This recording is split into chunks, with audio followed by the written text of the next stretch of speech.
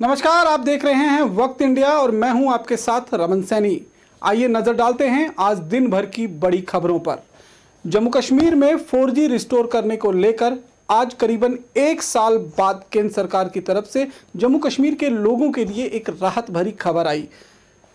केंद्र सरकार की तरफ से सुप्रीम कोर्ट में हल्फनामा दाखिल किया गया, जिसमें यह कहा गया कि 15 अगस्त के बाद यानी कि 16 तारीख से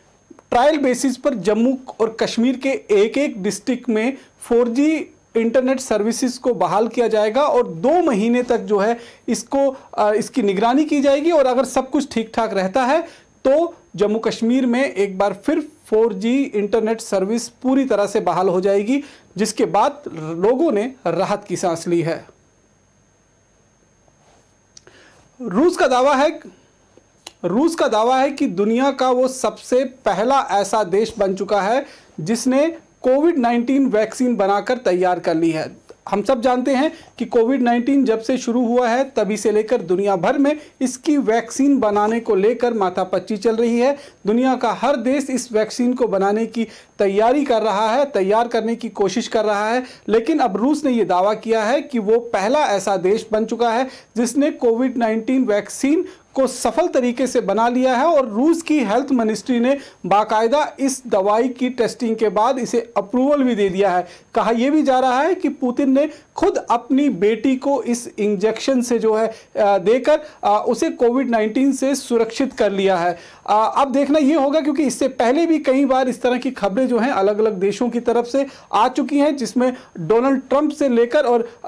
जो फ्रांस के राष्ट्रपति हैं उनकी तरफ से भी कहा गया कि इस तरह की दवाई बना ली गई, लेकिन सिफर जो है हमेशा जो है वो सिफर नजर आया। कहीं पर भी दवाई का मुकम्मल तरीके से अगर हम कहें तो दवाई कारगर साबित नहीं हुई। लेकिन अब रूस ने ये जो दावा किया है, देखना होगा कि आने वाले समय में कोविड-19 पेशेंट्स को इसका कितना फायदा मिल सकता है।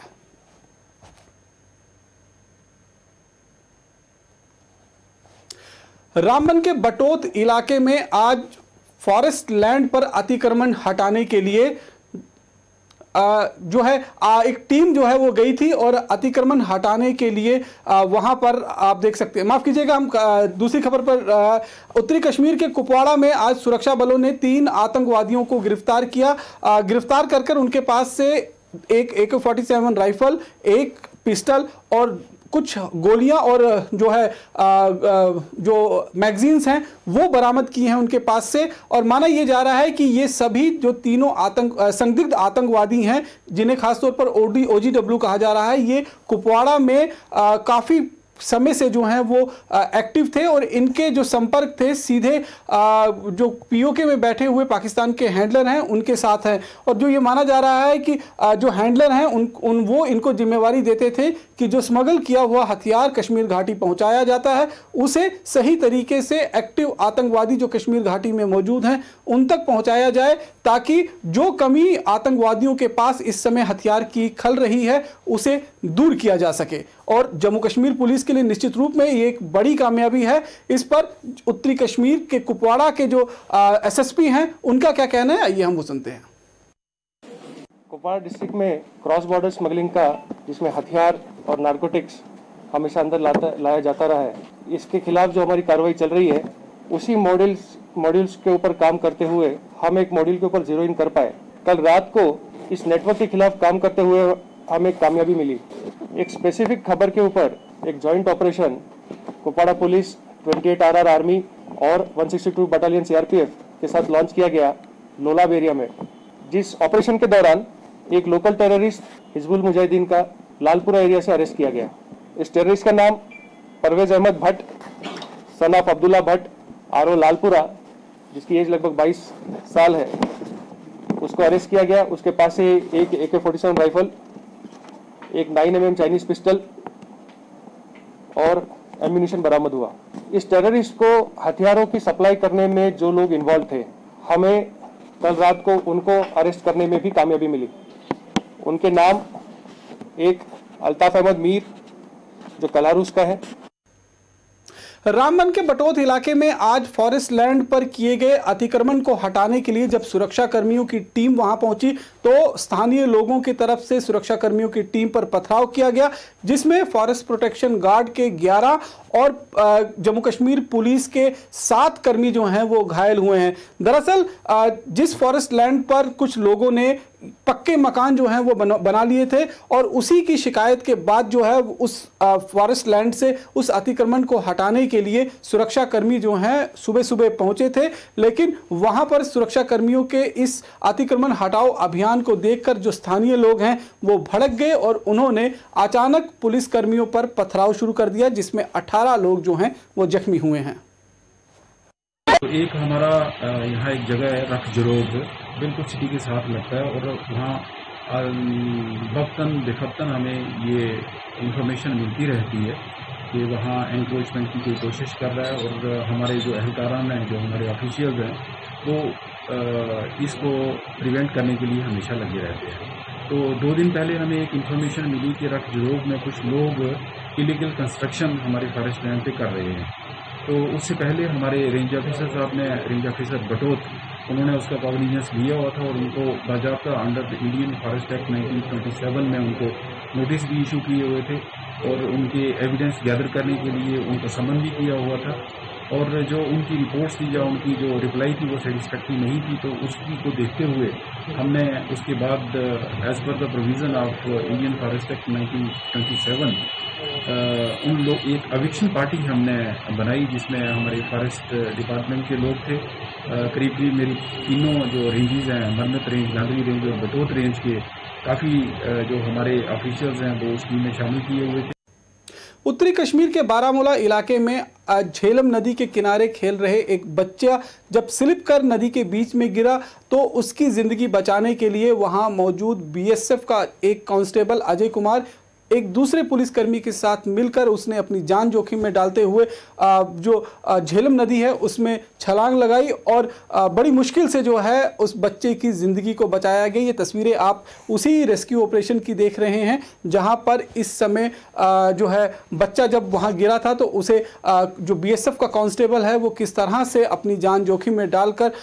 उसे बाहर निकालता है, उसे अपने परिवार तक पहुँचाता है। इसका मतलब ये साफ है कि जो सुरक्षा बल के जवान हैं न केवल वो कश्मीर घाटी में आतंकवादियों के साथ लोहा लेने के लिए हमेशा तैयार रहते हैं, बल्कि जब जब कश्मीर के लोगों पर कोई मुश्किल आन पड़ती है तो भी वो अपनी जान जोखिम में डालने से नहीं पीछे हटते।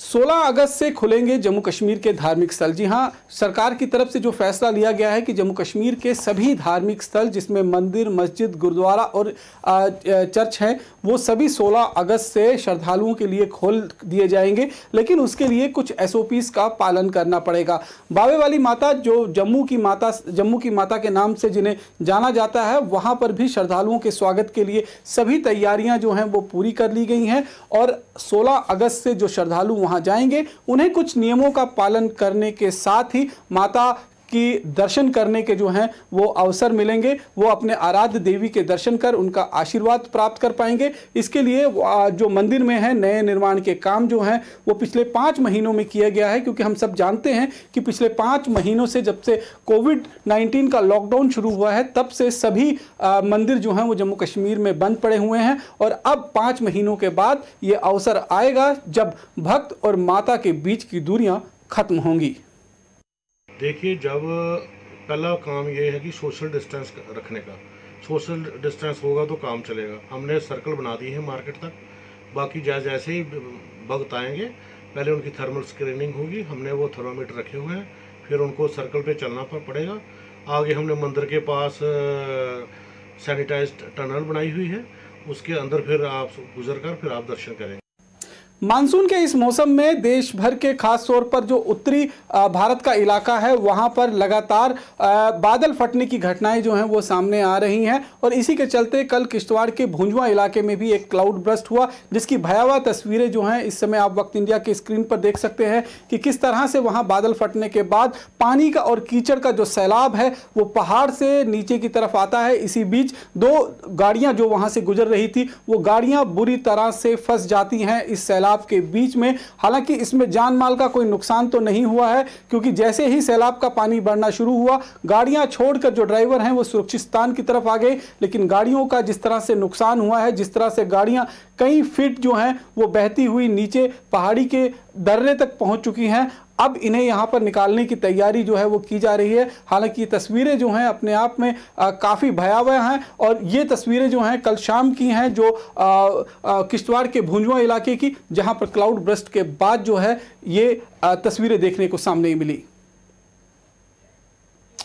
उधमपुर म्युनिसिपल कमेटी की तरफ से आज उधमपुर के कई इलाकों में जो अवैध रूप से अतिक्रमण किया गया है, उन अतिक्रमण को हटाने के लिए एक अभियान चलाया गया, और कई ऐसे मकान और कई ऐसे जो दुकान के बाहर जो स्ट्रक्चर बनाए गए थे उनको तोड़ा गया। क्योंकि लगातार इस तरह की शिकायतें जो हैं वो म्युनिसिपल कमेटी उधमपुर को आ रही थी कि लोगों ने अपने निजी फायदे के लिए गली मोहल्ला और सड़क पर जो है वो उन्होंने कब्जा कर लिया है, और इसी अवैध रूप से किए गए अतिक्रमण को हटाने के लिए आज जो है एक म्युनिसिपल कमेटी की तरफ से ड्राइव चलाया गया, और उनकी तरफ से यह भी कहा गया कि आने वाले समय में भी अगर इस तरह की कोई शिकायतें आएंगी तो उन्हें जो है वहां से अतिक्रमण को न केवल हटाया जाएगा बल्कि दोषियों के खिलाफ सख्त कार्रवाई भी की जाएगी।